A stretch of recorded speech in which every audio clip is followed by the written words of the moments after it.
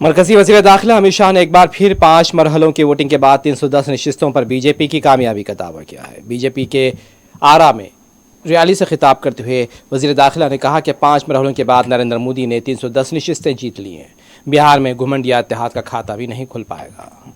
के चुनाव समाप्त हो गए, कल छठे चरण का है।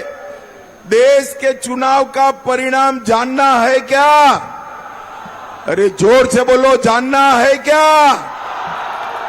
तो सुन लो, 5 चरण में मोदी जी 310 सीट प्राप्त कर चुके हैं, सरकार बना चुके हैं। और ये लालू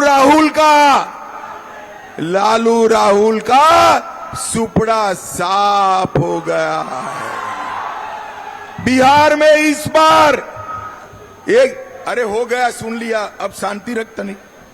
बिहार में इस बार घमंड या गठबंधन का अकाउंट भी नहीं खुलने वाला है, अकाउंट भी नहीं खुलने वाला। भाइयों बहनों, मैं अभी देश का गृह मंत्री हूं।